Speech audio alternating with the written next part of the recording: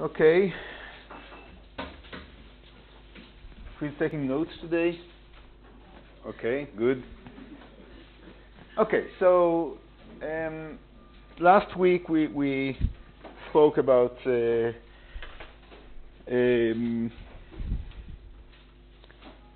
point processes, and we discussed the Poisson process, and I made an empirical statement about the firing of cortical neurons, arguing that the Poisson process is not such a bad approximation.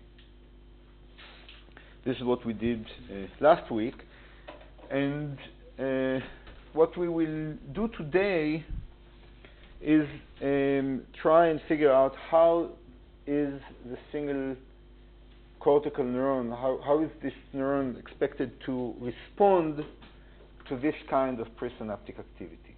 So let's assume that all presynaptic neurons to a cortical neuron fire Poisson-like. What do we expect from the activity of this neuron?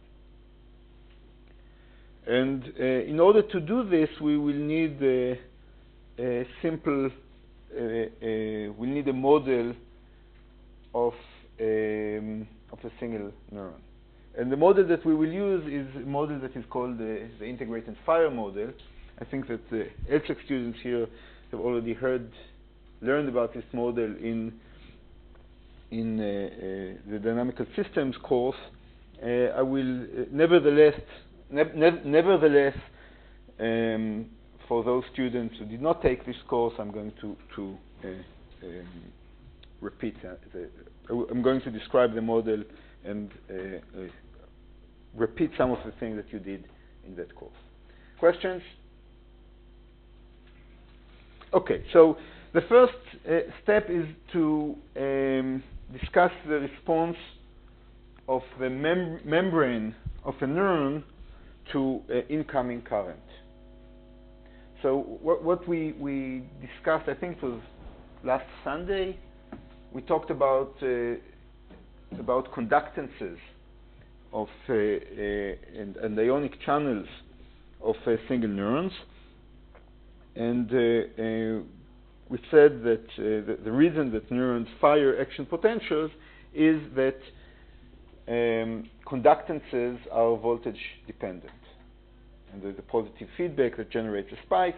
But before that, I'm going to start by studying the response of a passive membrane to incoming currents.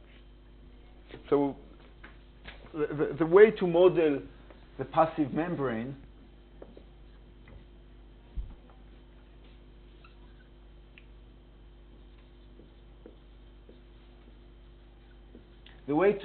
model the passive membrane is using the RC circuit. So the idea is that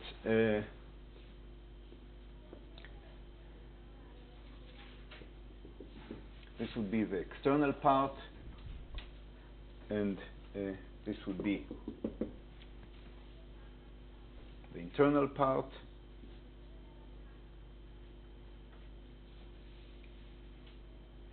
Of the neuron, and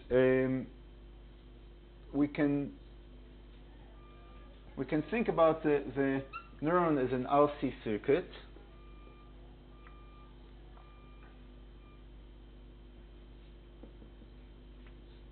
in which current can flow either through the conductance of the neuron or the ionic channels.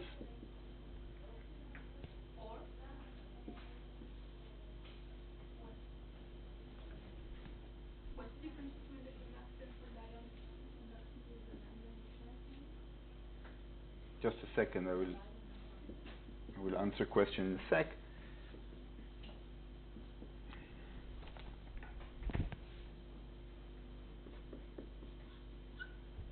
So if there's a current flowing through from the outside to the inner part of the neuron, it can either flow through this, can either, or it will do both. It will go through the, there will be a capacitance current,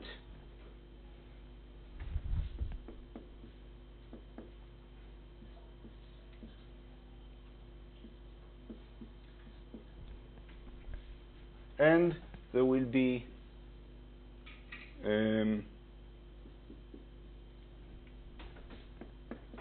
current that will flow through the conductance.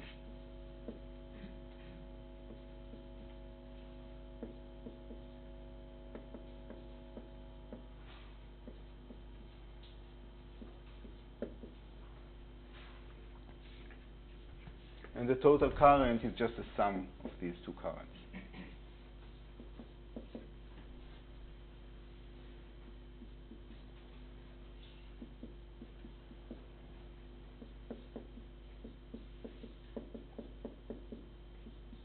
This is just a simple RC circuit that I guess most of you have done or studied in one course or another.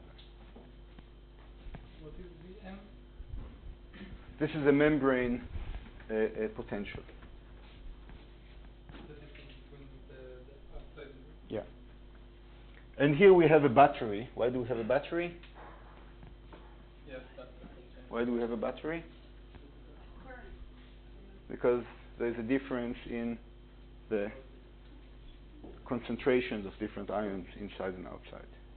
This is what we discussed some time ago. Yeah. If you have to, yes, please go ahead. Maybe, I don't know, that's what I've heard. You said that there is current through the ion channels and through the conductance. Are they the same? No, there's a capacitance current, Yeah. and there is current going through the conductance. And the ion channels are the conductors. Yeah. Yeah. Maybe if I did, it was a mistake.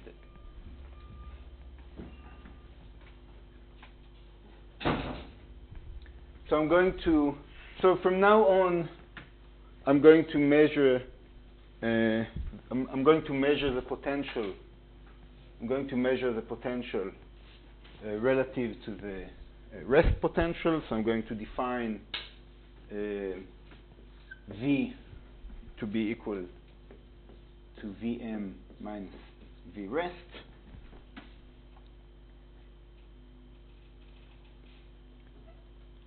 And then we can say that I of t is equal to C dV dt plus G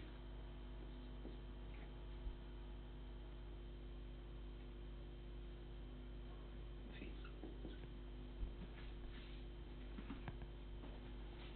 Or another way of writing is that tau dV dt is equal to minus V of t plus I of t times R, where tau is equal to R times C.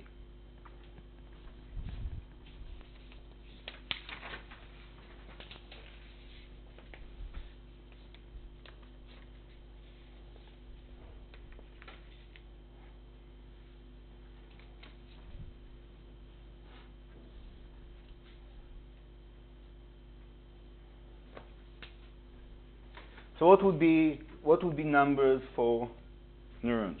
What would be, for example, the capacitance of a neuron?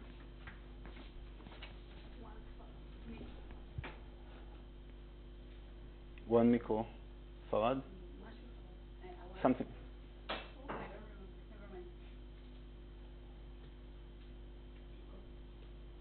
Well, it's kind of complicated.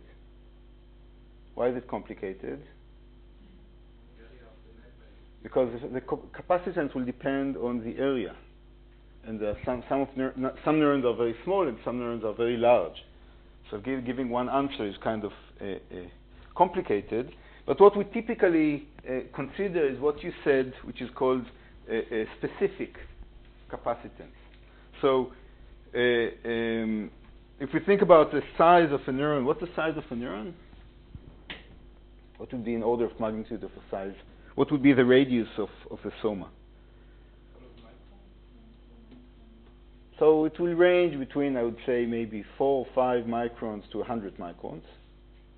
So and as a result, the area is very different. And if you take into account the dendrites, well, it's much larger. But something that is worthwhile noting is that the capacitance is linear in the area of the membrane. And what can we say about the resistance? Or perhaps the conductance? What determines the conductance of a neuron? The number of ion channels. And the number of ion channels, how does it scale with the size of the... So the conductance, both the capacitance and the conductance, scale linearly with the area of the membrane. Now, so the resistance scales like 1 over the area. So, in fact, this tau depends on the... this tau is independent, or approximately independent, of the area of the neuron. So if we think about, if we want to talk about numbers, so the specific capacitance,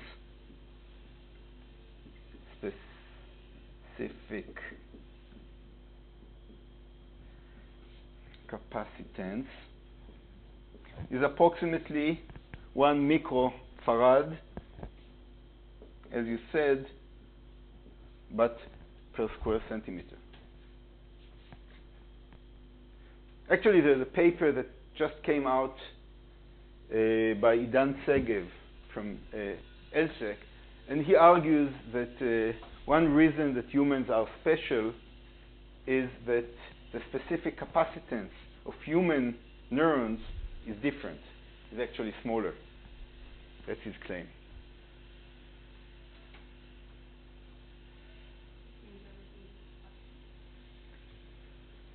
Well, it means that things are faster. I find it difficult to believe, but he has good evidence, so I cannot argue. I mean, how come that humans would be... Why I mean, it's weird to me that capacitance would be something that would be different for humans. But I don't know. He has the data. I just have my suspicions. Okay, so we have the specific... I wouldn't say suspicion. That's not the right word. It's weird. It's very weird. Okay, so this question, somebody asked this question in a talk that he gave, and the answer was that so in the talk, I think he said no, we don't have data on monkeys, but I don't know about the. We need to look at the paper. But that's I mean, is it something that differs from specifically for humans or for primates? That's an interesting question. I think that he argues that it's something unique for humans, but I don't know. Yes? Sorry, so you mean the capacitor is smaller, so the electricity just go faster? So the current would go faster? The time constant would be smaller. Now this is interesting. Capacitance is a property of the lipid membrane.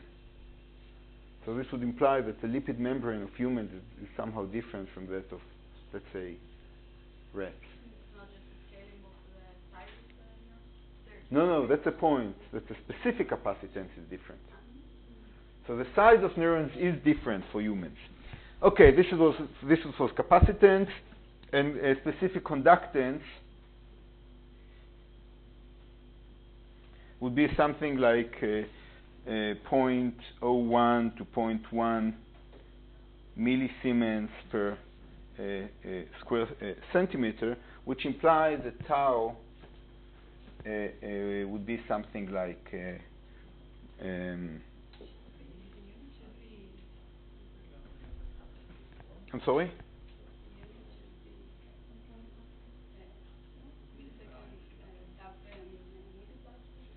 No, I'm talking about conductance, not resistance. So this would imply that tau is something like 10 to 100 milliseconds. What's the time scale of an action potential, by the way? Sorry? 1 millisecond. Weird, isn't it? How can an action potential, how can the time scale of an action potential be much faster than the time scale of a membrane?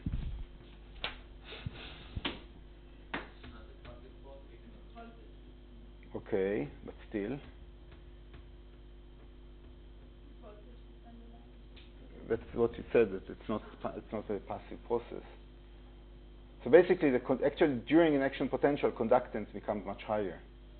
So the time scale, effective time scale becomes much shorter.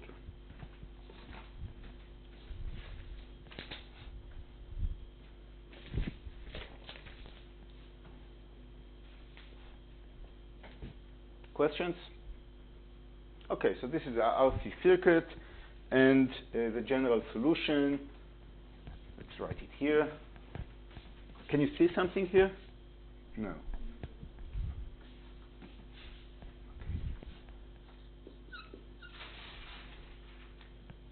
So the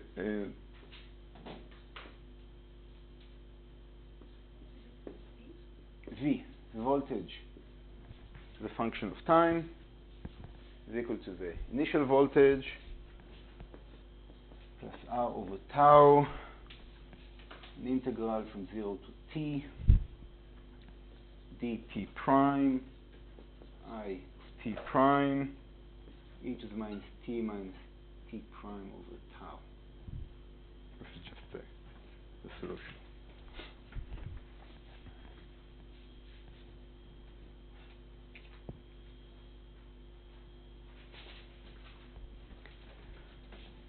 So just for the fun of it, let's consider a case where we start with we consider input that looks like this. This would be 0 until this point in time, and then it becomes I.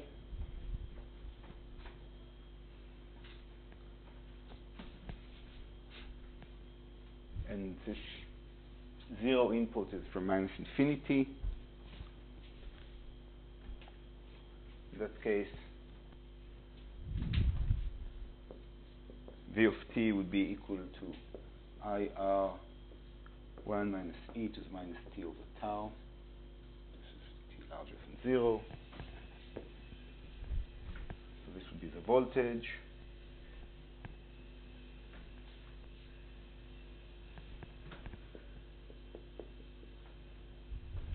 What did you put in the 3 zeros? The time 0, IR? Well, it's 0, I0 until this point in time, from time minus infinity. Also, it's directly, it's also the initial condition of the voltage? Well, it doesn't matter. If I is 0, then it will converge to 0. Okay. So what would be the width of this? So it will the voltage will converge to IR after how much? After how long? How much time will it take it to converge? Something like tau. This is just a standard thing.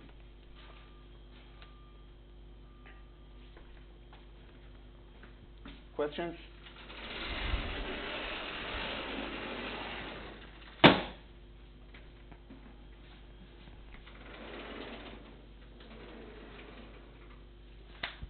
Okay, so I'm sure you all heard about this passive membrane, so it's all or RC circuit if you're a physicist. So now we're going to talk about a simple model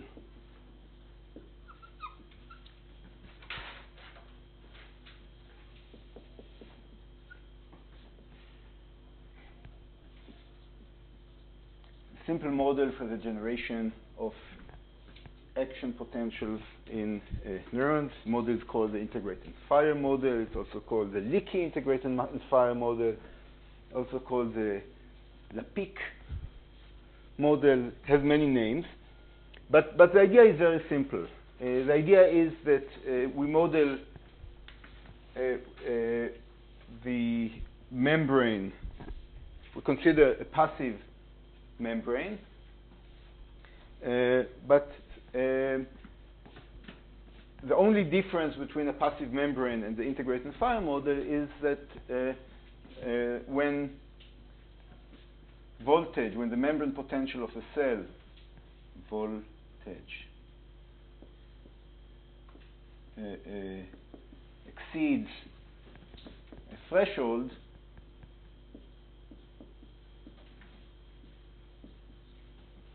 theta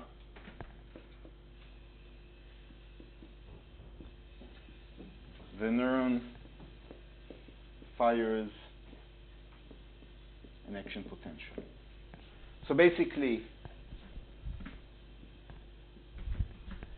we have this would be the voltage, this would be time, and if we think about a passive response to some current, and this would be the response. This would be the response of the voltage to some input. Then, if we add this threshold to our model, so let's say that this would be the threshold. So we assume that whenever the membrane potential exceeds this threshold, the neuron fires an action potential. And then, let's do it in black. The neuron fires an action potential. And then there is a reset of the membrane potential to 0. So the response following an action potential, there is a reset of the membrane potential, and then there is again integration of inputs. In sometimes we will assume that there is also a refractory period. So after the action potential, the membrane potential is 0 until some point in time, and then this would be a refractory period. So this is a model. It's a passive membrane until this point in time, and here these positive feedback mechanisms generate an action potential. This is an instantaneous event, and then there's reset, and then again integration of inputs. Question about this model? It's very simple. I think it's the simplest model for an action potential.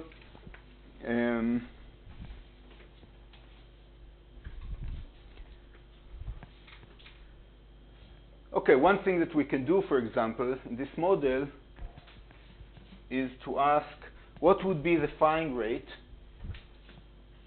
So when the voltage exceeds a threshold, the neuron fires an action potential followed by a reset. What would be the firing rate of this neuron in response to constant input?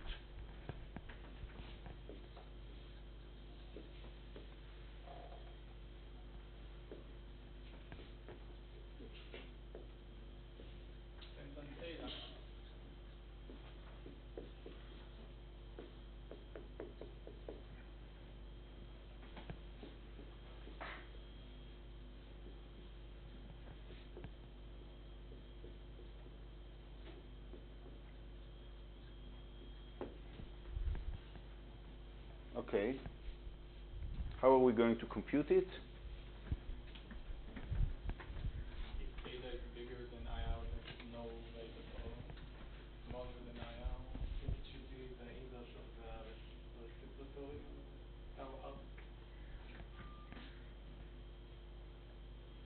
So basically the question is, when will v of t be equal to theta? So we can write it. Theta is equal to IR times 1 minus e to the minus, skip, call t0 over tau, where t0 is the time of the action potential.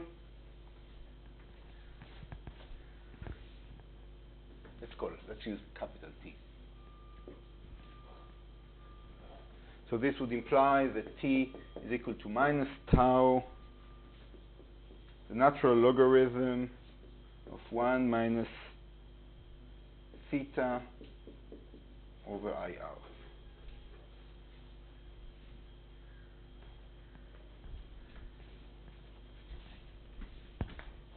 And then the firing rate would be equal to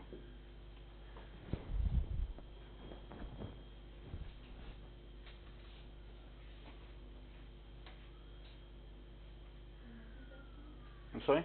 What is that sign? The front. Ni. Would be equal to 1 over t, and in some models we will add the refractory period.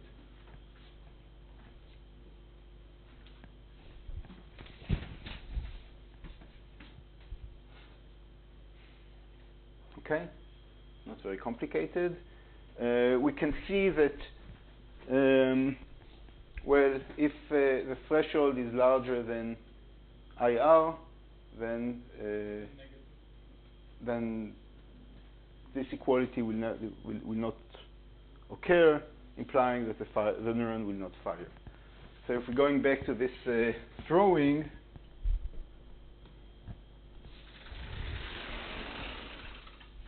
and now we can put the, so if the threshold is here, then there will be an action potential at this point in time, and if the threshold is here, then the neuron will never fire. Yes? Is there a difference between tau and tau out?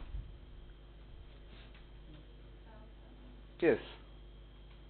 Tau is RC, the time constant of the membrane. Time R is a refractory period. I mean, if you think, in the framework of the Hodgkin-Huxley model, you can relate tau R to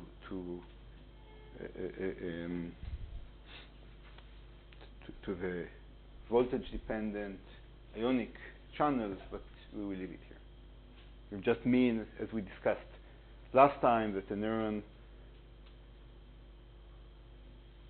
Yeah, let's leave it as it is. Yes. The time of the action potential. So the time, this would be capital T. The time of the first one? There's only one? Well, after the neuron fires an action potential, there's a reset, and then you just repeat the same process again and again.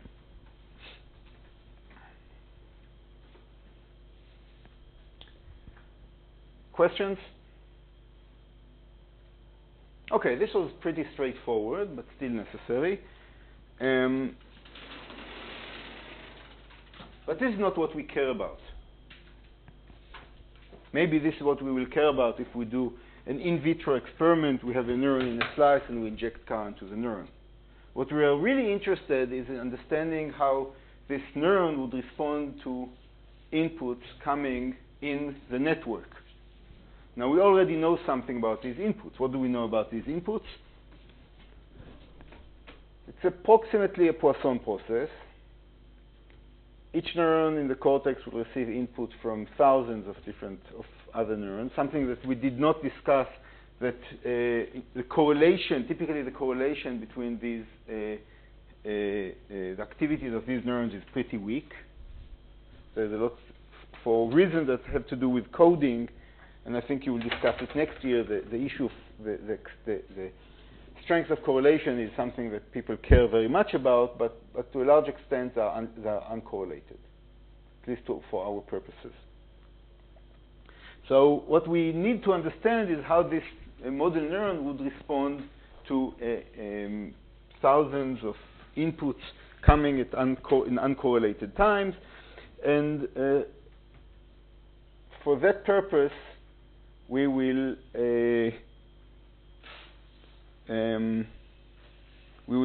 make a rather long detour and discuss the response of this model to white noise. But before that, we will need to define what white noise is. So basically, our goal... Okay, so this is the integrated fire model. I don't know what to delete. Let's delete this part.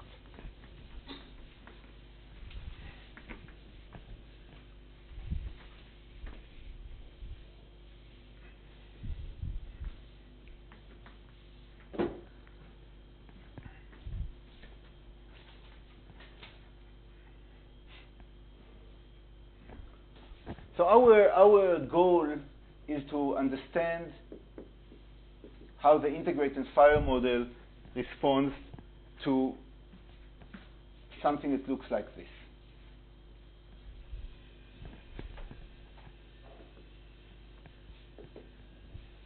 Something stochastic, something ugly, something irregular. That's our goal. And in order to define this in a more precise way, we will need to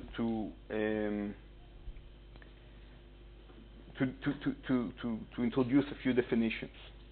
So one is stochastic process.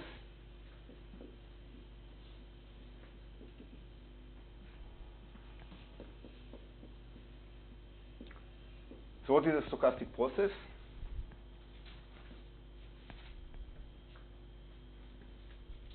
So a stochastic process, this is something simple. This is just a process, as you could imagine by the name. Well, as you could imagine by the name, this is a process that generates stochastic numbers over time. Okay, so we have a stochastic process is a process that generates stochastic numbers over time, and it's useful to talk about a discrete stochastic process.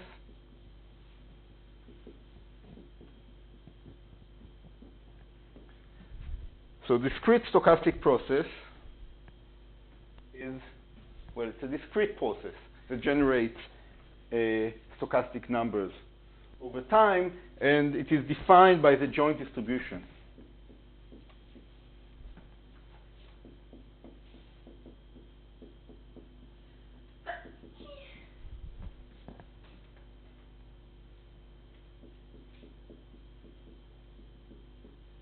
So I have a process that generates number every time point, t1, t2, t3, so on.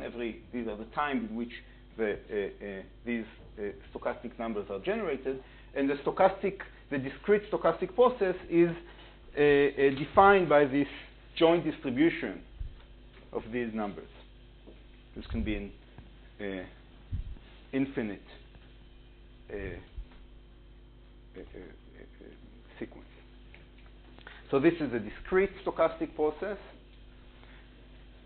Questions? And we can also talk about a continuous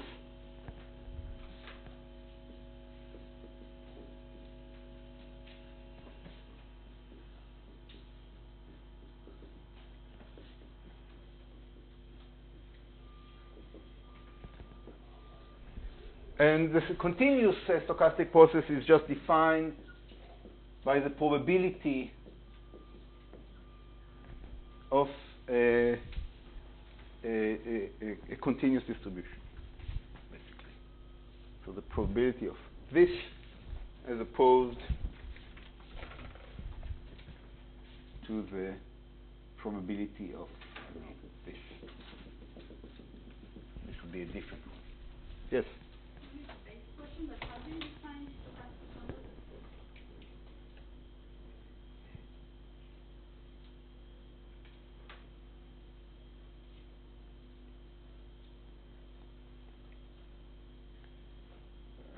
I don't know what level of what is the right level of answering this this question. I'm sorry. Representation or a slide. Well,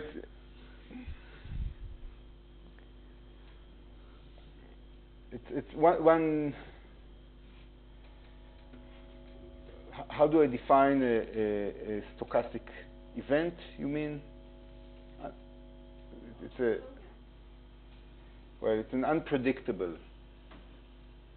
It's a subjectively non-deterministic, unpredictable. It doesn't have to be non-deterministic. Unpredictable on my side, and the probability would be a measure of confidence on different outcomes that obey some axioms, mathematical axioms. That would be, I guess, the best way that people define it. But for the purpose of our discussion today, we can be vague about it. I mean, you should have asked me this question when we talked about the mean and the variance of things. So, in that sense, you already know the answer. If you will not know, then we can ask questions then.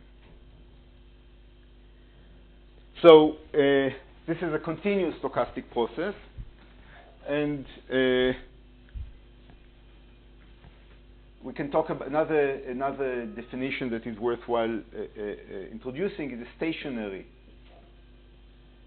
stochastic process.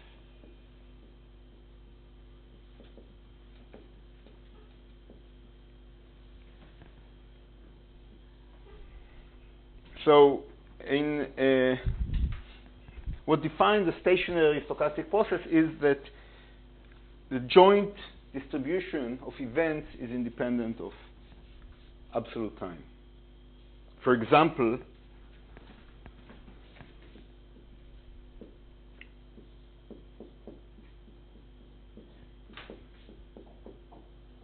the average of this stochastic process is independent of time, or if you look at the correlation,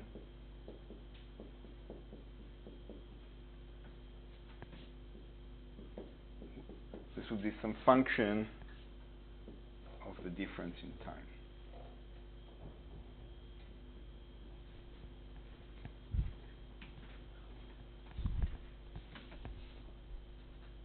Questions? Questions?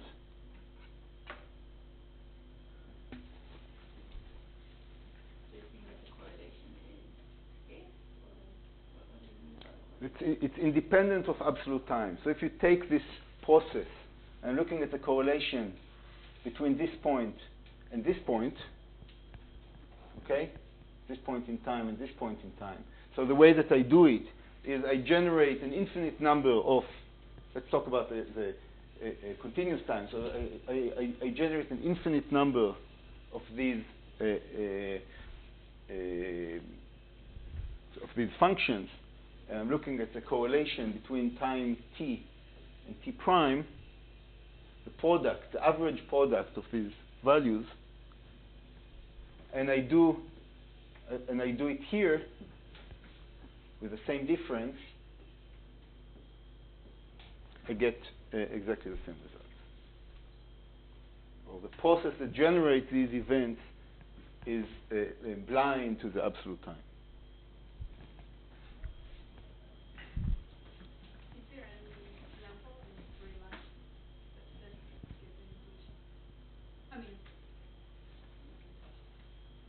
intuition? An example of? That we can see that it's meaningful.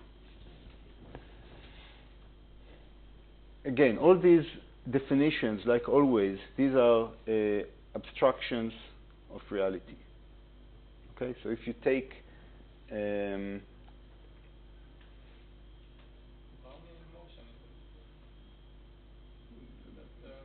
don't know, if you do electrophysiology, okay, and you just put your electrode outside You just measure noise till you have these properties, except for the 50 hertz that you will observe. Okay.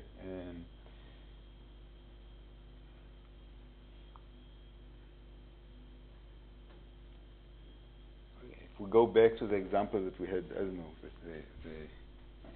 Okay, we will. The point is that these are always mathematical abstractions, and then the question whether they are useful for anything that we do in neuroscience. That's the question. So far, these are just definitions. And the last thing that I want to define is a particular example of a stationary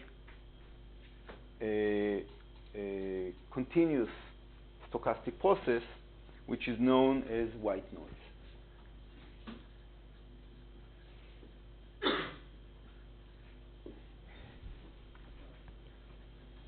So white noise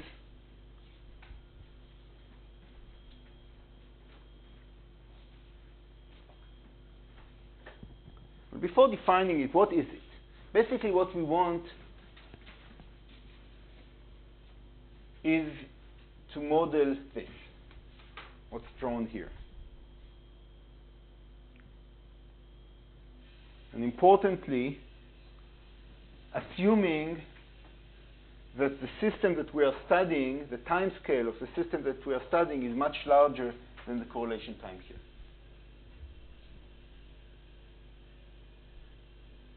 So we are trying to model events like this.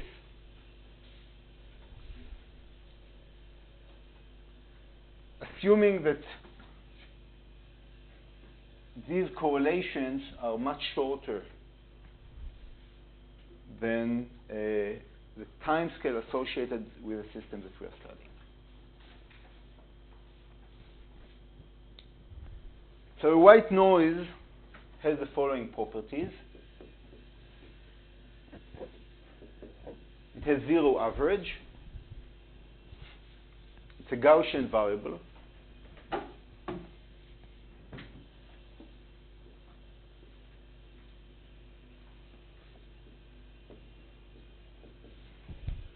It has zero mean.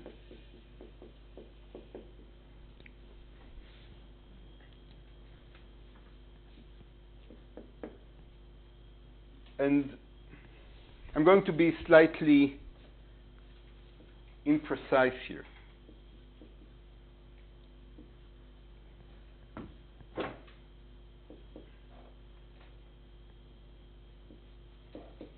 I will soon replace it with a more precise definition.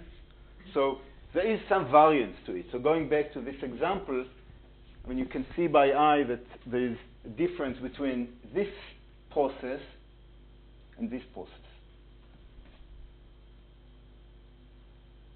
Right? This small one has a smaller variance than the large one.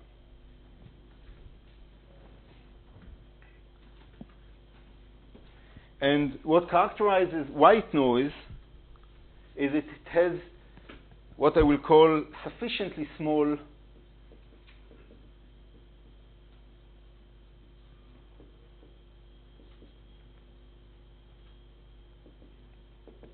temporal correlations.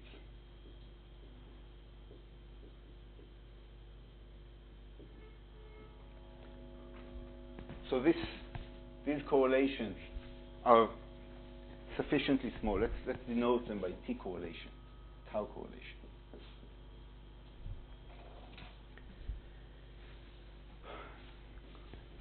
So mathematically, the way that we're going to model these sufficiently small correlations is by taking these correlations to zero and taking the variance of the process to infinity. Yeah. So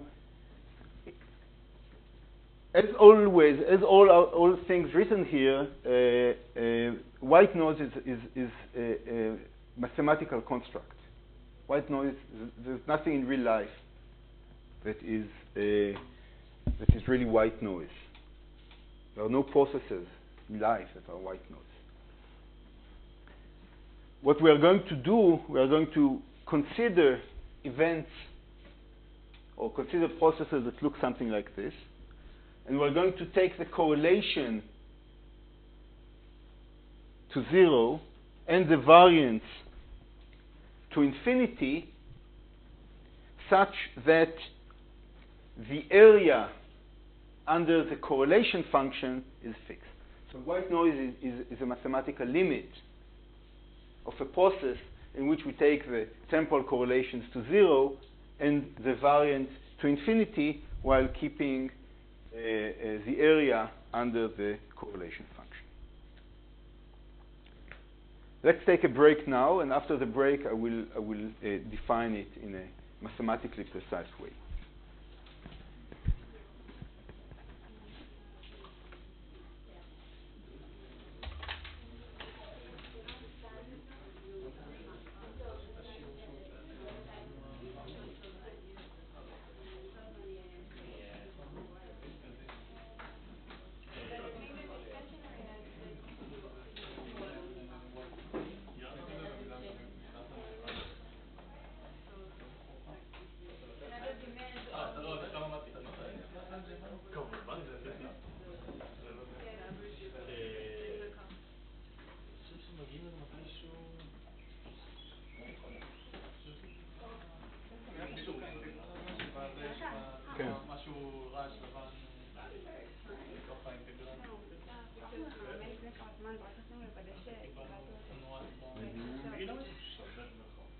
כן.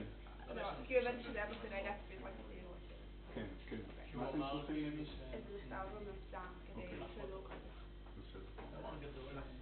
זה גם... הוא לא הגדיר בדיוק. כן. מה זה אומר? זה אומר שכל רווח זמן שאני לוקחת קבוע? בממוצע. ממוצע ריאליזציה. כן, כאילו אני לא משנה מה זה... לא, סליחה, לא, בממוצע סטנדרט. לוקחת את הערך בנקודה מסוימת, וחוזרת על ריאליזציות הרבה מאוד פעמים. מה הערך בנקודה הזאת? מאוד קרובות. לא ממוצע בזמן.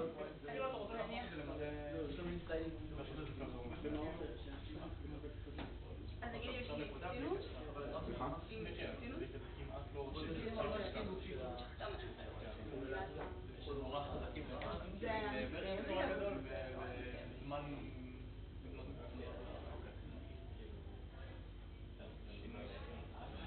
גם לא. גם זה לא נכון. שבוע חוזר. מקומות שבהם זה שווה. מקומות שבהם זה שווה. שבוע אני כבר מדבר איתך. זאת אומרת, לוקחת תמיד אותו הסינוס. יש לי אחד שעושה שבוע שעושה. נורא פשוטה לראות את זה, שיש מקומות שבהם תקבלי 1, מקומות שקבלי תמיד 0, והי בריבוע. אם תקחי סינוס מפאזה, שאת רק מגרילה את הפאזה,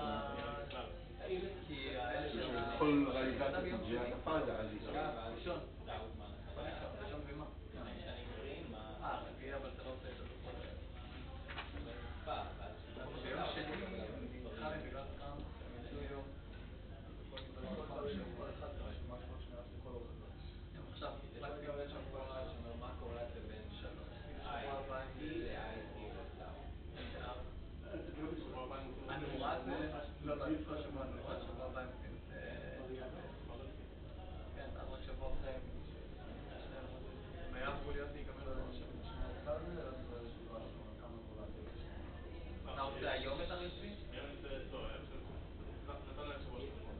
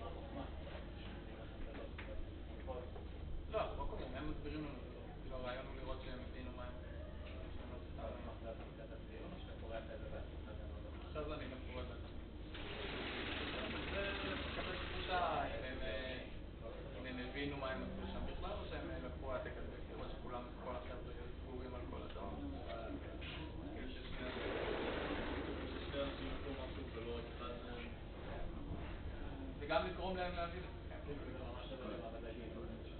כן, הרבה יותר. אבל כשהם לא, הם יכולים לעשות הרחבות, אבל צריך לדבר על זה בשיעור. הניסויים נורא פשוטים. פעולות נורא בסיסיות. ואין להם קולות יותר. אם היה קולות יותר. בשנה? תחת אין צורך ממש בקולות. כאילו... כרגע הם לא מגיעים. הם לא מגיעים מוכנים, אבל הם עובדים בזה. כאילו, הם היו יכולים לעשות את הדוחות יותר טובים מוכנים, אבל בגלל שיש להם שבועיים, כאילו לחפה על זה, יכולים להבין תוך כדי. כי הניסויים, החומר הוא לא באמת מסובך. החלק התיאורטי הוא נורא די פשוט. כן, אבל עדיין לא, אתה יודע, הם לא מגיעים הם לא יודעים כאילו מה... נכון, הם פשוט לוקחים את הנתונים וזאת בבית, את החומר, כדי להבין איך לנתח את זה. ואז יצא להם הרבה פעמים שהם לקחו לא נכון את המדידות. אבל זה מבינים את זה לטוב.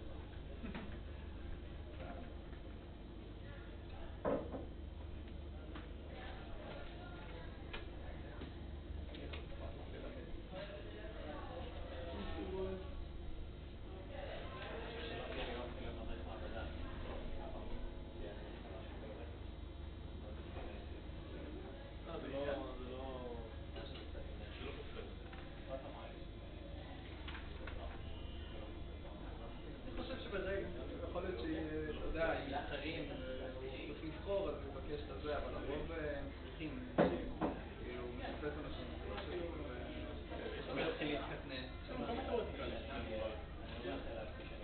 כאילו, להראות לך אתה רוצה להיות טוב לתרגל, הגוף שלי מוטט עם העניין.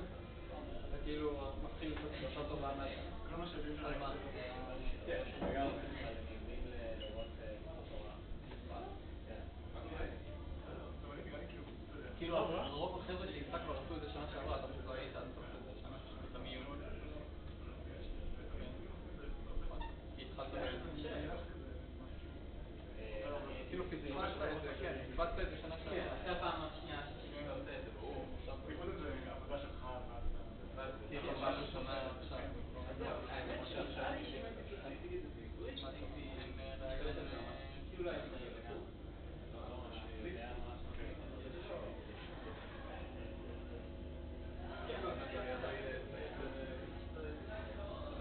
כן, הכנה קצרה לקראת מבחן להבין איך זה הולך להיות התחושה ששואלים אותך שאלות ואתה בבלקאוט וצריך לזכור על הלוח דברים, אתה לא יודע איפה להתחיל. כן, אתה לא יודע מה שקורה הרבה. שאלו אותי למה שמה עשיתי את הטעות ואמרתי להם שידעתי שהם הולכים לישון. כי דיברתי על זה קודם. אמרתי להם, לא הצלחתי לפרקים האלה, אז אמרתי להם, כאילו לא קראתי מספיק לעומק, אז יצאתי הכי גרוע. ביררתי בקטנה. רציתי להבין פחות או יותר, אמרתי להם, כן, זה קשור לפיזור רעי. לא ידעתי מה זה. ואז, טוב, ביררת, אז תסביר לנו למה עשיתי ברביעית. למה עשיתי ברביעית? וכזה, לא יודע. גם ביררת וגם לא יכולתי לשמוע אתכם, אם ככה למה השמיים לא סגולים? כי אין סגול כל כך אני הבנתי שהסגול הוא קצת שקר. שזה... אני פעם ראיתי סגול. מה? אני פעם ראיתי סגול. כן, ויילט or blue, זה תמיד הטענה, ויילט or blue ש... הסבר הוא יותר מורכב. האמת היא, לא, ראיתי את זה גם עוד איזה... אני זוכר ששמעתי על זה, שזה כאילו, כשאתה מצנן את רוב האדום, אז ביחד של זה יוצא מין כזה... כי זה עדיין בליל של אורות, זה עדיין לא... כאילו, יש הרבה פחות סגול מאשר... כן, בפרט כבר זה מין כזה, כן, זה כאילו יורד, נקרא את זה. זה לא הסיבה. לא? זה קשור למוח.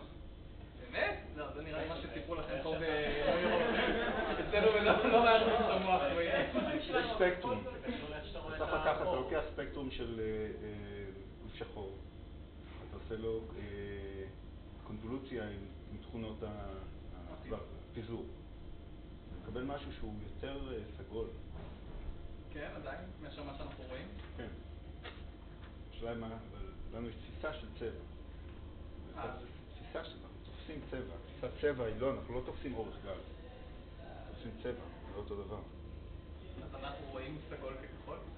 לא, תפיסת הצבע היא דבר מורכב שקשור דרך הפילטור של העין, שיש לה 3 רצפטורים. יש איזה 3 כאלה... למעשה השאלה שאתה צריך לשאול, אתה שואל מה הצבע שאנחנו רואים, או מה כי אנחנו לא רואים צבע. אנחנו רואים איזשהו pure frequency. השאלה היא מה ה-pure frequency שייתן לך תגובה הדומה ביותר בשלושת הרצפטורים, כפי שאתה רואה בהחזר של השמש מהאטמוספירה. זה השאלה. במובן הזה חיות שונות שיהיה להם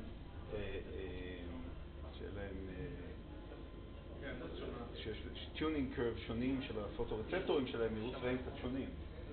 זה לא טריוויאלי, זה לא רק פיזיקה, השאלה הזאת, יותר מורכב. נראה לי שזה שילוב, כי אני יודע שיש איזשהו הסבר כזה שגם זה לא האורך גל הכי גדול שאנחנו יכולים לראות, גם אם זה רק פיזיקה. הכי קצר. הכי קצר. אבל כנראה שזה עוד גם... אם אפשר להיות חייב כדי להבין נגיד איך אתה רואה את כל הצבעים במחשב, נכון? יש לך ארצות שביעית, אבל אתה יכול לראות כל הזמן. לא, גם את הסגול במחשב אנחנו רואים בעזרת אדום וכחול. איך שזה עובד זה כאילו לא סגול.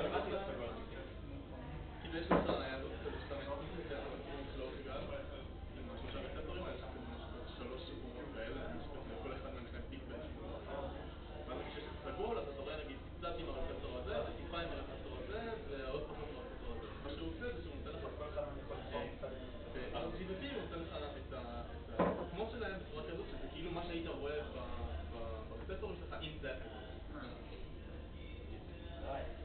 ככה זה עובד, ככה אתה יכול לראות כל הצבעים רק עם 3. עובד על אחד. אתה יודע איך בנויה יש מאמר ליאיר וייס ממדעי המחשב, בדיוק על השאלה הזאת. למה השמיים כחולים ולא סגולים? וואי, אז מה הם שואלים את זה בסוף הראשון? כי הם לא יודעים את זה. if you google it, זה ייראה לך בדיוק. זו התשובה המקובלת. למה זה מרגיש? מה זה? למה זה מרגיש? כן, למה לא שם? זה לא כל בדיוק לסיפוח, זה הולך כאילו הכי טריוויאלי כזה. מין כזה, הזמן הולכת בריבוע, והריבוע הולכת לפי התאוצה, שהתאוצה הולכת לרוחקה, כאילו זה מין, ראי לי אותם, זה השידור הכי קל לקבל. זה הולך כמו משקל ברזלי. שזה מישהו רונד שעכשיו הולך לשמיים. כן, ראיתי. איזה כל זה? סנטרומטר?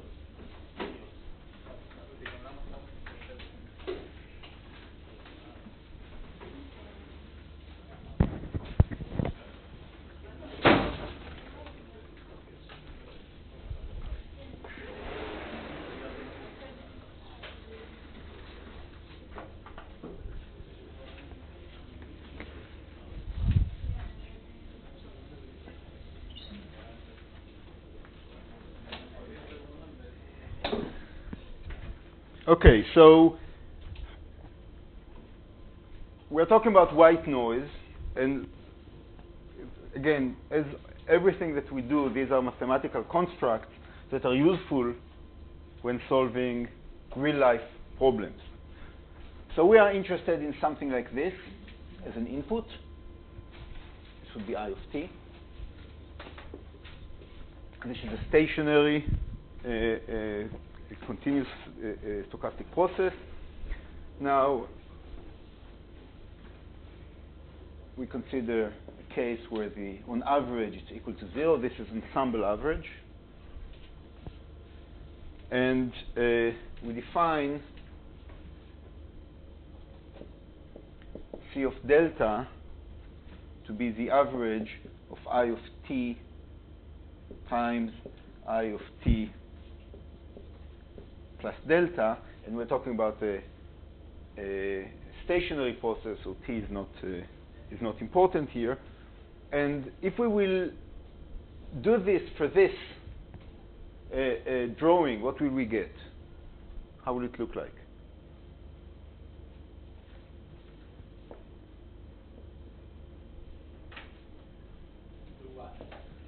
How would C of delta look like?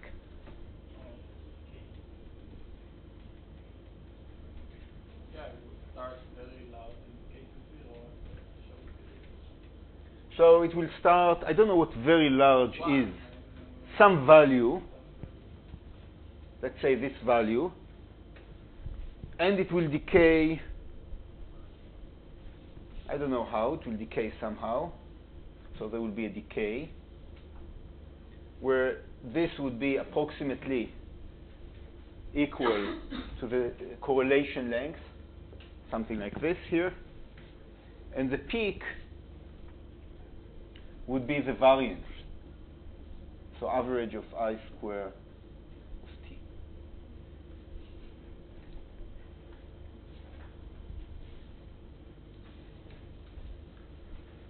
So this is something that we may measure in an experiment.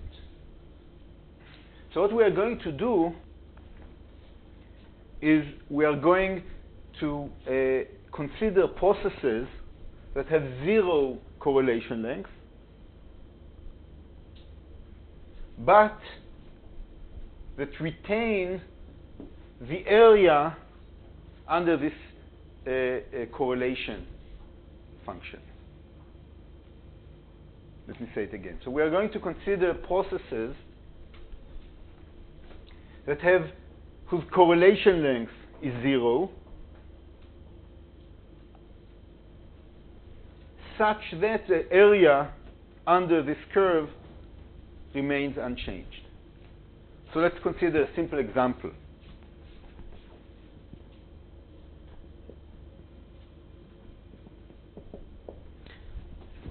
So let's consider a case where time is discrete.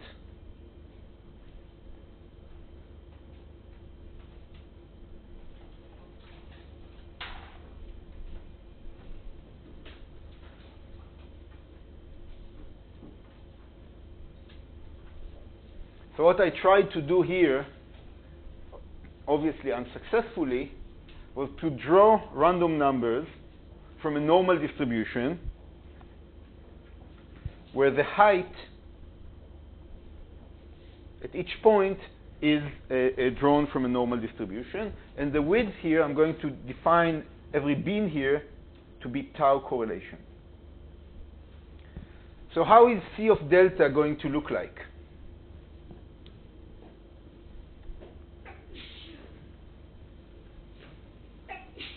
That's you.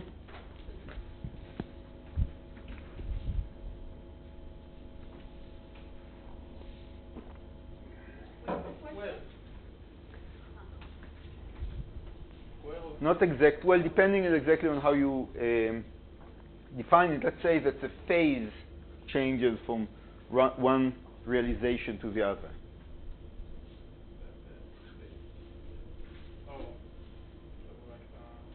So the maximum would be what? 0. So here we'll have a maximum. So this is I of t. And the maximum here is the average of I square of t, which we will call, let's say, sigma squared.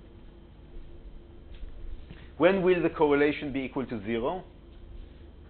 If we are beyond tau.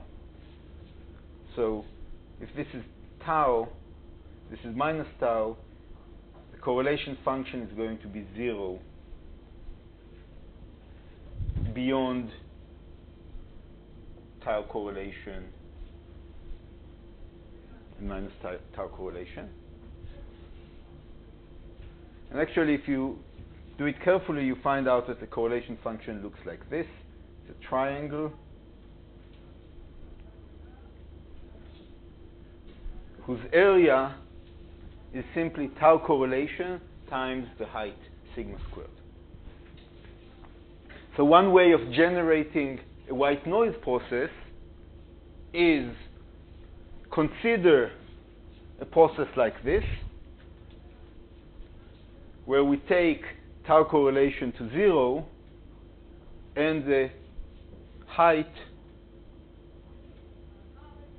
to infinity, such that the area is maintained. Exactly. So the correlation function IT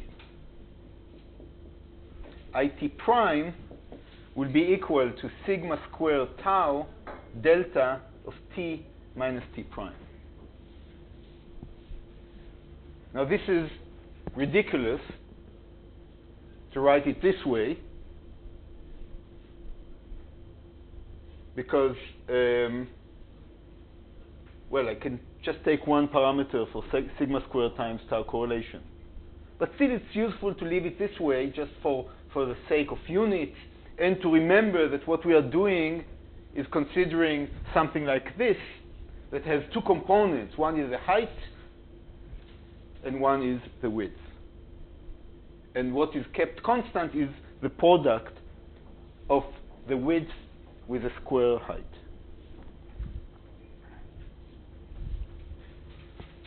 So this would be the definition of a white of white noise. But the way it's useful to think about it as a limit of something like this, or something like this. And the limit is justified if we care, or if the thing that we do with it is something that doesn't care about this very short time scale. So just thinking about the units, so the units of sigma squared will be units of I squared, and depending on what I is. Tau correlation has a units of time. What's the units of delta function? 1 over time. Why? Because an integral of delta function dt will give you 1. So the units of delta is 1 over tau. And if we look at the integral of the correlation function, we'll just get sigma squared times tau correlation. So usually, if you just open a textbook, you will not see the sigma squared times tau. Typically, they call it sigma squared, but I think that it's useful thinking about units just to, at least for the time being, stay with this notation that tells us that in fact, white noise is a limit of this, where the height goes to infinity, the width goes to 0, such that the area under the correlation function is kept fixed. Questions?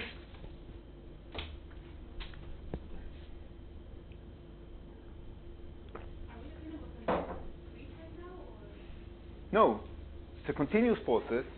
Yeah. It's defined this way. Well, without this. This is no longer true, because I squared goes to infinity.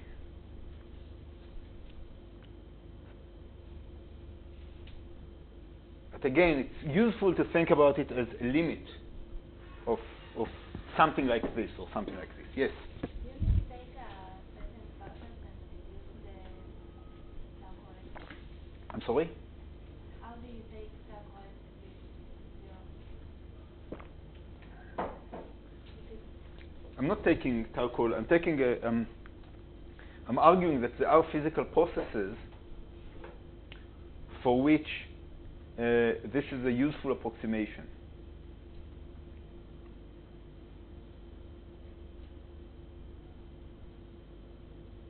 Okay? So what do you mean that the area of staying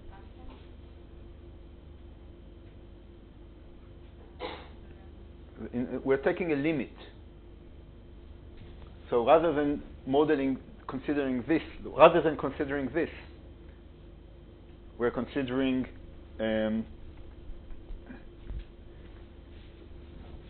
a process that has infinitely more different values, but the variance is larger, keeps on increasing.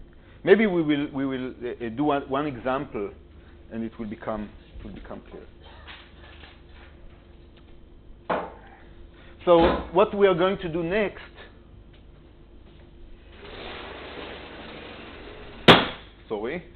what we're going to do next is consider the response of the RC circuit to white noise.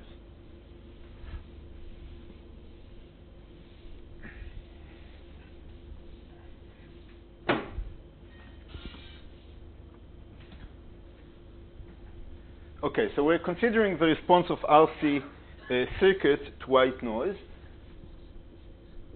So V of t is equal to V0 e to the minus t over tau.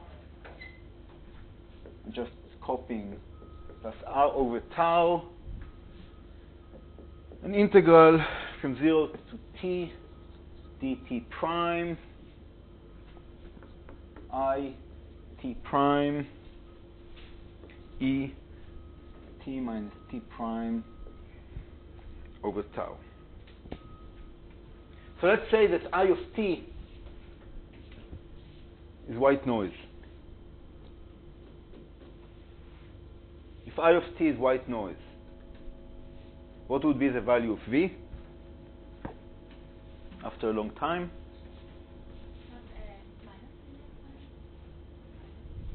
Yeah.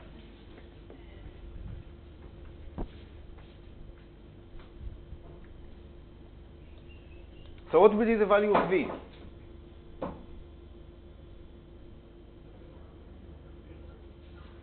Why 0? Well, 1 is easy, is as easy as 0. The effort in saying 1. 1 has no unit of voltage. 1 volt. Are you happy? Well, it's a stupid question. Why is it a stupid question? Because I is a stochastic variable. So clearly we cannot say what would be the value of V, right? It's a stochastic. It will also be a stochastic variable. Right? So we can ask questions about the mean, about the variance, about all kinds of things.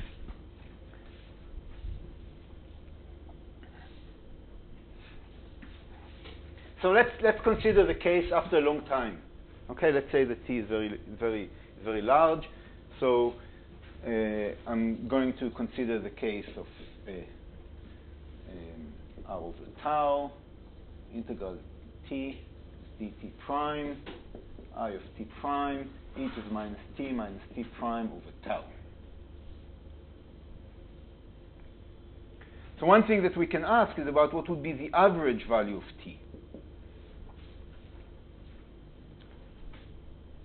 Right? What would be the average value of t?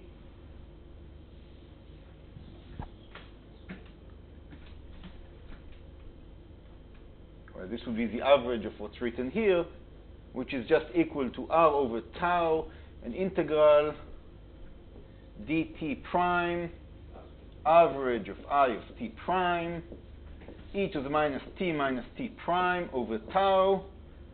And this is, as you predicted, is equal to 0. Good.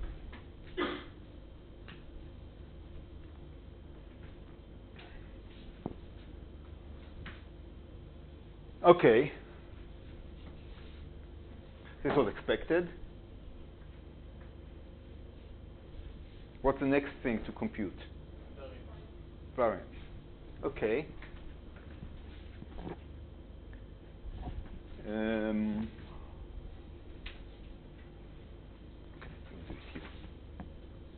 So we are interested in computing the average of V of t plus delta.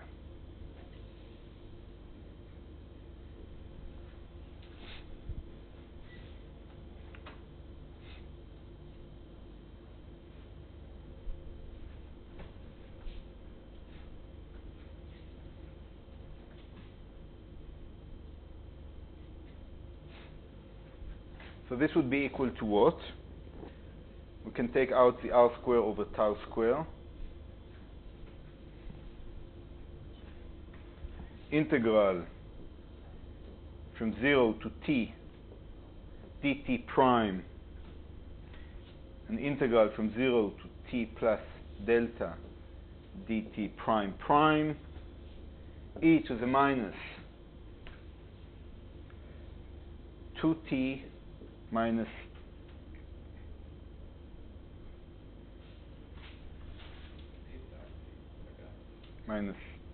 plus delta minus t prime prime divided by tau,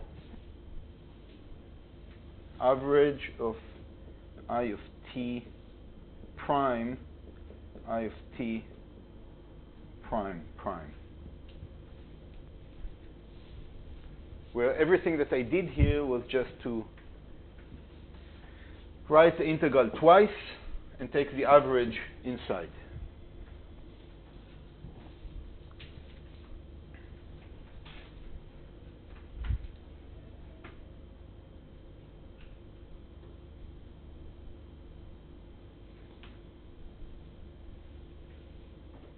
For the sake of simplicity, we are going to assume that delta is positive or non-negative.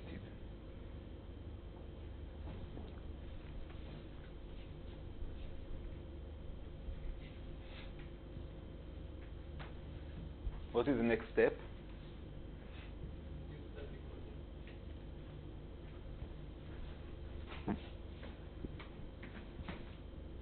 So this is equal to r square over tau square integral from 0 to t dt prime, integral from 0 to t plus delta dt prime prime, e to the minus 2t plus delta minus t prime prime. And here I have sigma square tau correlation.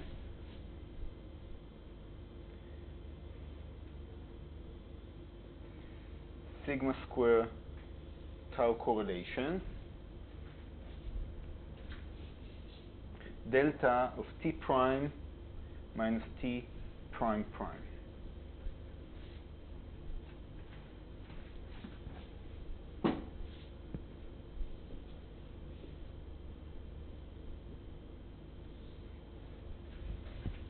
Questions?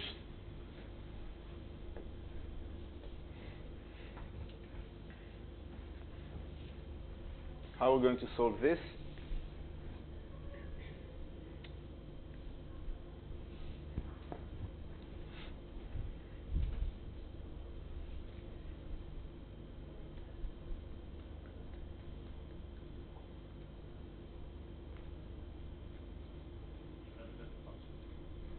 Okay.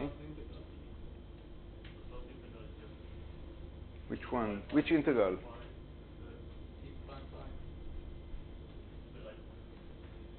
Gives you the integral of the function with only t prime. With t prime prime equals to t prime. Well, it's kind of complicated because the two integrals have a different range, right? Yeah, but one is always included in the other. Okay. Because it's positive. So note that whenever t prime prime is larger than t, if t prime prime is larger than t, then t prime prime cannot be equal to t prime. I'll say it again. If t prime prime is larger than t, then t prime prime cannot be equal to t prime because t prime goes from 0 to t. As a result, the integral from t to t plus delta dt prime prime will be equal to 0, will not contribute anything. So this is equal to this integral without a delta, the first step.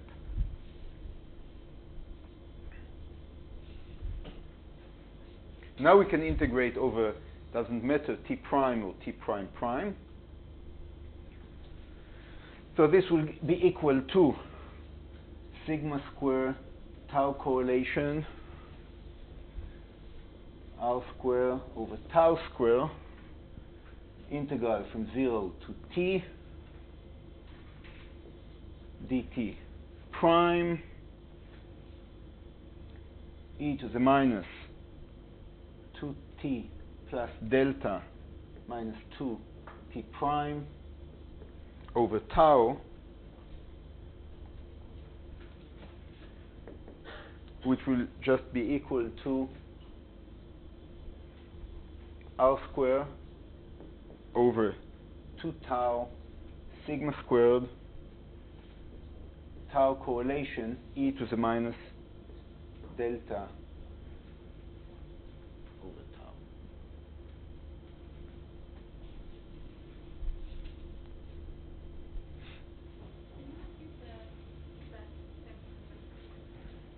from going from here to here?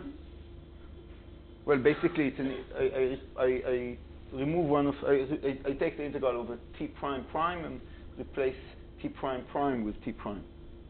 How did you lose the t? Because I have t here. Yeah, but you have the 0 in the other. I take this. I'm taking the limit of large t. This is all in the limit of large t.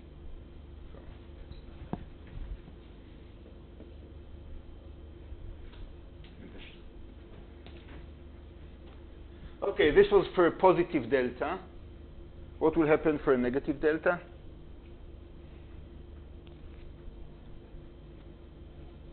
Well, basically it will be exactly the same thing, but this time the two integrals will go until delta.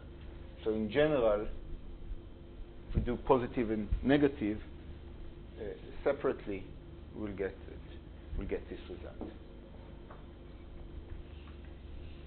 Yes. So just to make sure I understand, in the input signal, there is no correlation if you take any delta larger than 0, because it's the limit. And here we get some positive correlation. So this is because of the time constant of the system, of the RC system? Exactly. So the membrane, the dynamics of the membrane introduced correlations in the membrane potential, despite the fact that there were no correlations in the input. Now going back to, was it your question? How do we take a limit? Somebody asked me, you asked about the limit. What's the meaning of a limit?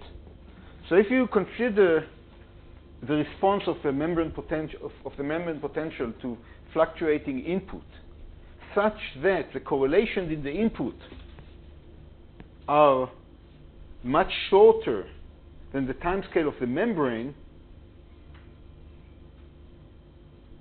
then the dynamics of the membrane potential will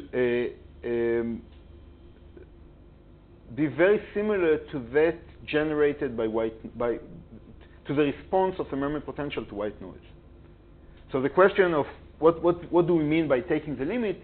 If the input is such that the correlations are much shorter than the tau of the membrane potential, then we can ignore these correlations as long as the area under the correlation function is maintained. That's very important. Maintained, but relative to what? Well, you have a signal. You have a signal, really a signal that you want to model. This is a signal, okay? Now these correlations are much shorter than the tau of the membrane. You want to know how the membrane will respond to this.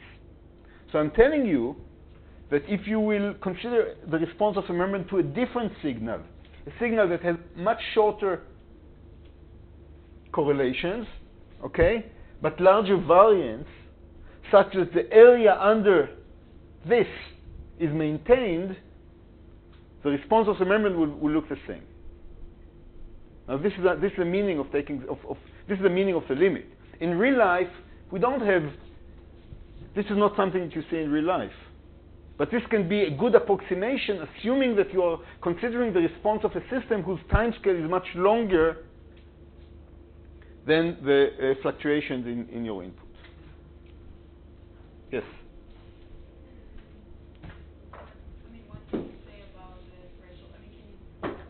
This is passive membrane. So far we're talking about the passive membrane. Responsive passive. You mean for spiking? Well, sure, we will. That's why we're doing it. Okay, so now we know how to compute the response of the membrane to white noise Gaussian input. I'm sorry? For large t, not over time. For large t, not over time. Well, I did it just to save some time and effort. You can easily do it for this. Actually, it's worthwhile doing it for this. But the question, what is 0? You can say that 0 is the time that you were born if you're a neuron. So 0 is a long time ago from the point of view of a neuron. Okay.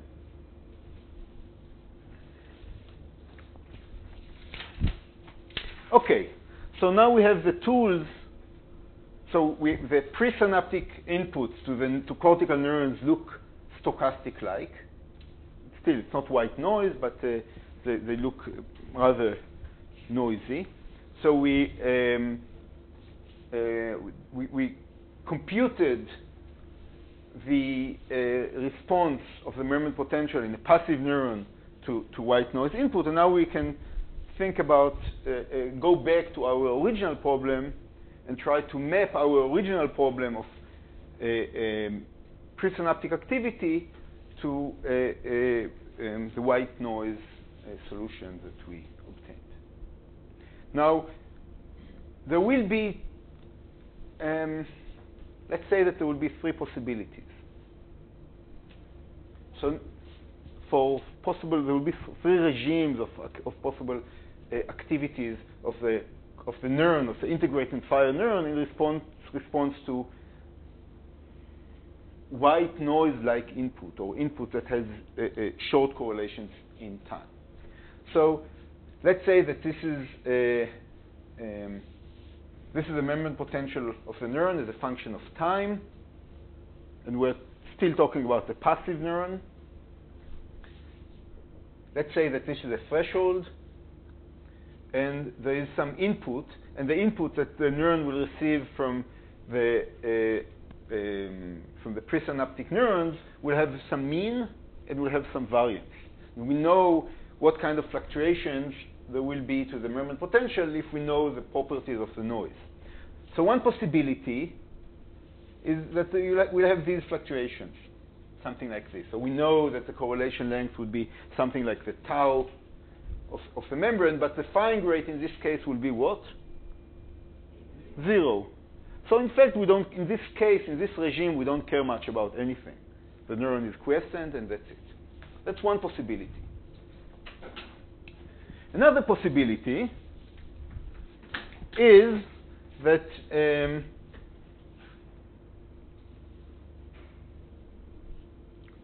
this would be this would have been the response of the neuron in the absence of a threshold. So in this case, the neuron will fire an action potential here, and then there will be a reset and more integration of input, and another action potential here.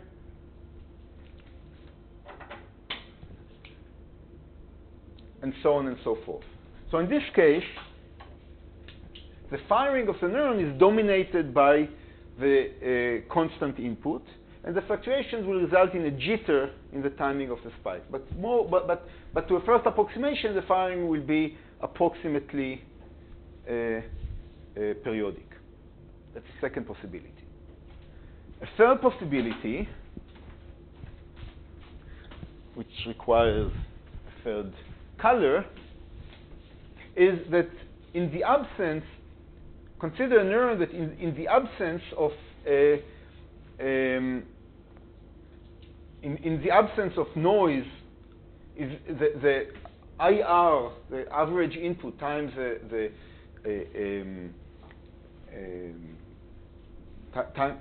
resistance, is close to the threshold. So in this case, the fluctuations are expected to have a large effect, and then it will fire sometimes here, and then there will be another integration, and then it will fire again here, and so on. So there are three regimes that we can consider. One in which the neuron is quiescent because the input is not strong enough to elicit any threshold crossing. That would be one case. Another one that the DC input is very strong, and then spiking is dominated by the DC current, and then we expect the activity to be relatively periodic. And the third possibility is that the DC input is close to the threshold, and it is the fluctuations on top of it that generate the firing. So these are three qualitatively different regimes, and now we can go to our neurons and ask which regime is relevant for cortical activity. Questions? Yes? So with the third option, is aperiodic firing?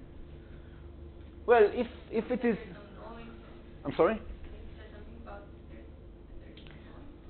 So the question is, what is the role of fluctuations, of these membrane potential fluctuations in the firing of the neuron? In the first case, they have no effect because in any case it never fires. In the second case, they will have a small effect on determining the exact timing of threshold crossing. In the third case, they will dominate.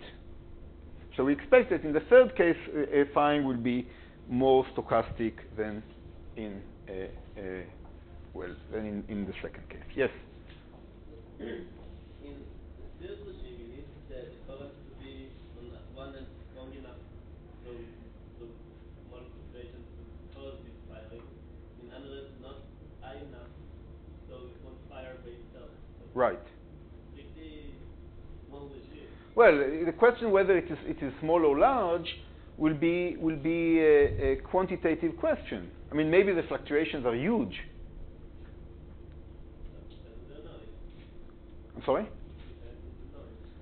Okay, so that's what we will do now. We will compute the size, the magnitude of these fluctuations and the magnitude of the DC input to the neurons to determine whether, as you argue, this would be difficult to achieve, or maybe it will be easy to achieve. This is what we will do now.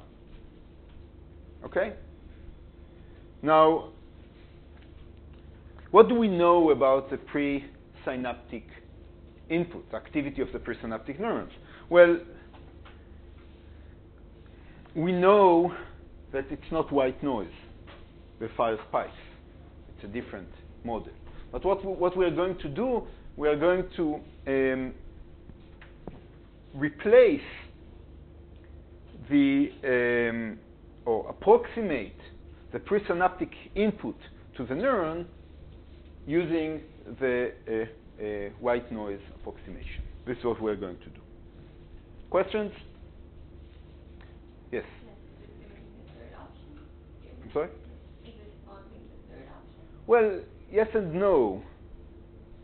No, in the sense that we're now considering a single neuron in the network, and I'm telling you that the presynaptic neurons fire aperiodically as an empirical fact. I'm not going to say anything about the mechanism. Now, if it will turn out that the prediction is that the neurons don't fire at all, or that neurons fire periodically, then this solution will be inconsistent, because this neuron is also a presynaptic neuron to all other neurons. And then we will have a problem. But for the purpose of our analysis, we assume that all presynaptic neurons fire irregularly, as we see in the experiment, and study the consequences for the dynamics of this particular neuron.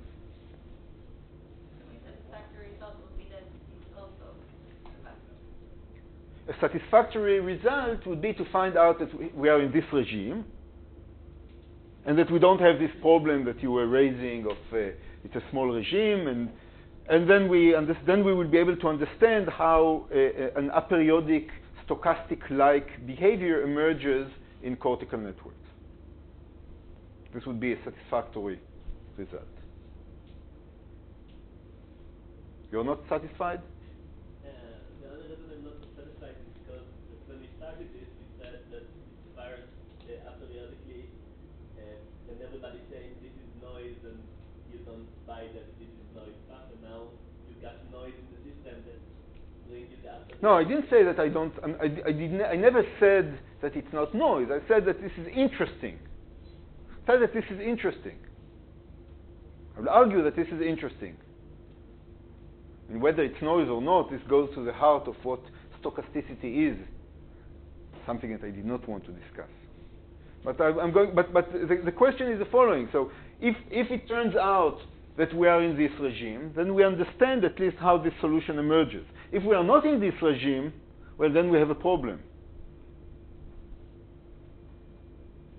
This is where we are going. This is where we are heading.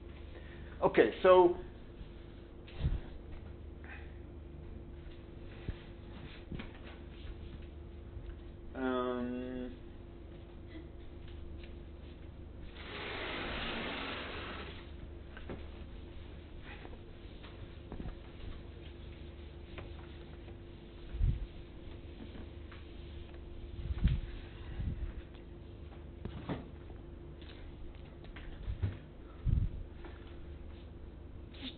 So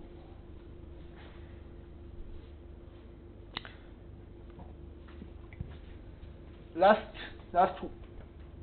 week we considered the activities of the presynaptic neurons. We modeled it as a sum of delta functions, where Ti's, Tk is the timing of the presynaptic action potential. Now we used a delta function, but again, I always find it useful to think about delta function as a limit. Well, it is a limit, so it's perhaps not surprising that it's useful to think about it as a limit. So let's think about it in the following way.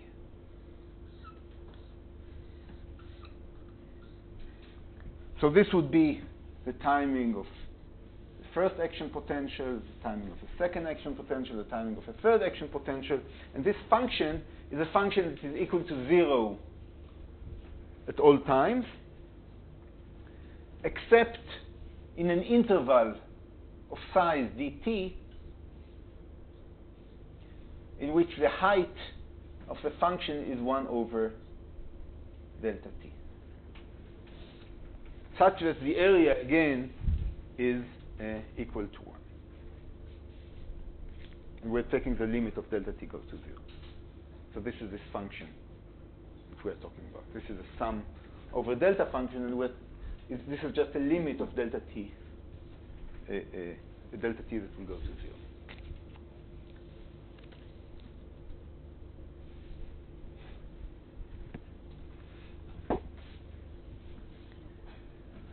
So the average of this function is just lambda, where lambda is the rate of events.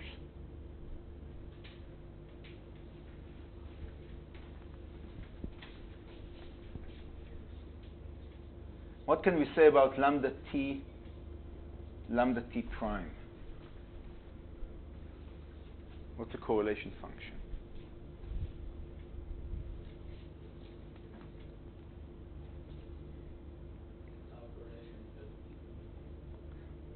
So what's lambda t prime?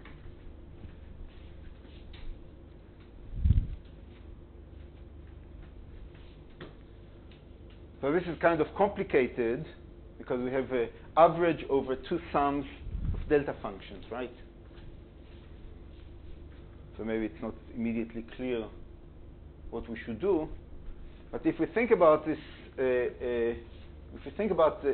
as a limit of this, it's actually pretty straightforward.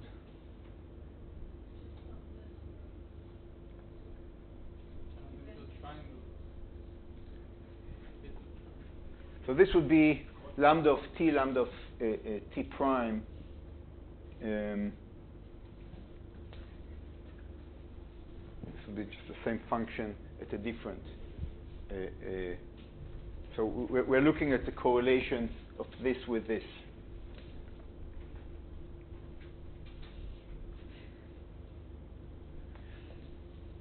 So what's the probability? What's the probability of a 0?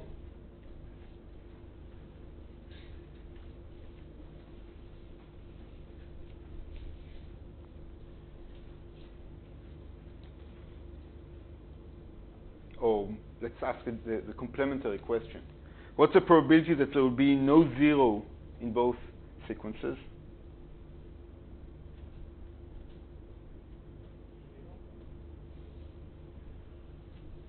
In the limit, it will be 0. But if we think about before taking, we need to take the limit later. Because otherwise, it has zeros in. So if t, let's consider the case where t and t prime are different.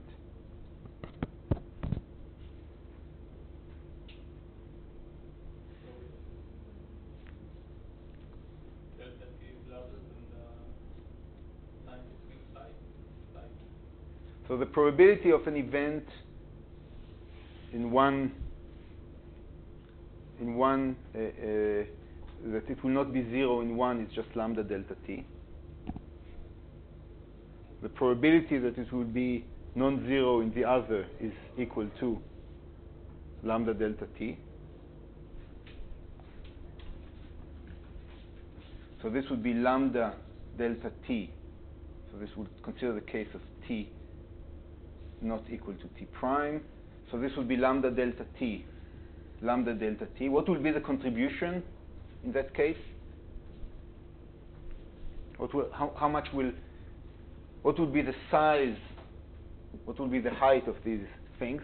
The product of the height of these things?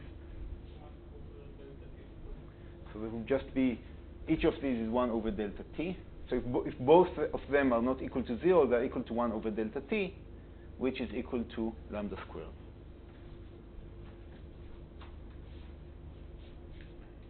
What are each of these probabilities? So this would be probability of non-zero in one. This is a probability of non-zero in the other. This is the height of one. This is the height of the other.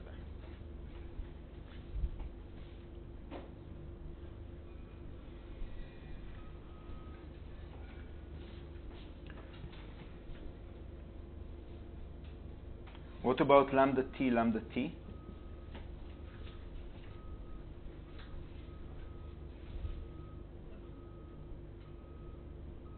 So what's the probability that it's not non-zero?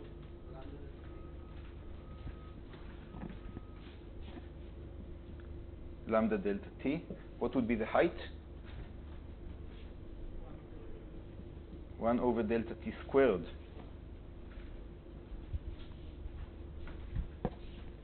So this would be equal to lambda times 1 over delta t. Kind of weird, right? Yes? So can we explain the meaning of each of these differences? Yeah, we have this function, and we are computing the correlation function, the correlation, lambda t prime. So we did it for t different from t prime, and now we're doing it for t, well, for t being equal to t prime. Where is lambda defined in the function? Because it's not This would be the rate of event. We're going back to the Poisson process.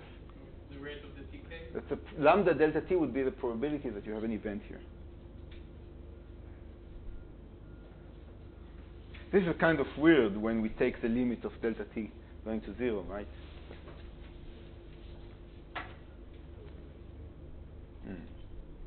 Okay, let's do it next week. Next Thursday.